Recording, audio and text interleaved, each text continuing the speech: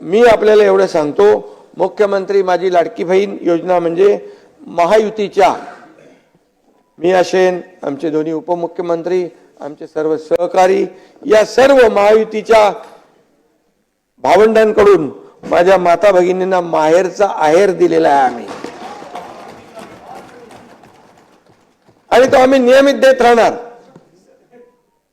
काळजी करू नका। आणि त्याच्यामध्ये एकच सांगेन, काही लोकांना वाटतं 15 दिवसात हे फॉर्म भरा आणि पुढे काय होणार, तर त्याच्यामध्ये मी खुलासा करू इच्छितो, जो आपल्याकडे जुना डेटाबेस आहे त्याची सगळी माहिती घेऊन आपण त्याच्यावरती ज्यांचं आहे, जे BPL खाली आहेत 2.5 लाखापेक्षा ज्यांचं उत्पन्न कमी आहे त्यांचा आपण तात्काळ आपण त्यांचा DBT त्यांच्या खात्यात जमा करू।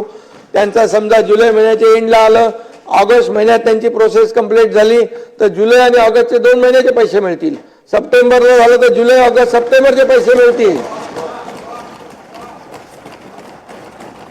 हे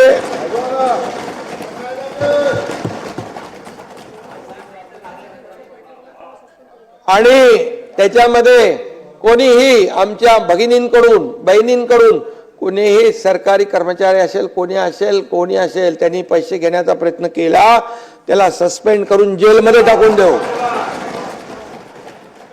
त्या माझ्या माता भगिनींना मी अगदी जाहीरपणे सांगतोय, कुणालाही 1 रुपया द्यायचा नाही, आणि जो मागत असेल त्याची तक्रार करा, त्याला जेलच्या आतमध्ये टाकून त्याला बाहेर येऊ देणार नाही।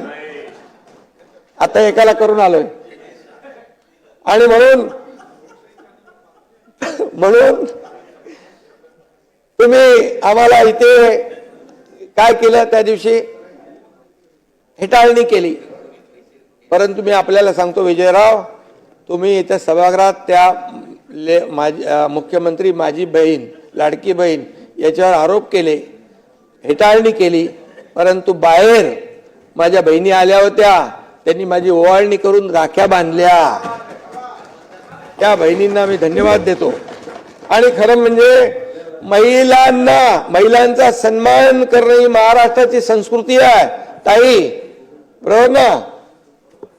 आणि त्यामुळे आम्ही GR काढला, त्याला टीका सुरू झाली, त्याच्यामध्ये हक्कभंग आणू असं म्हटलं, परंतु ते काय होत नाही विजयराव, हक्कभंग तुमचा विरोध आहे का याला?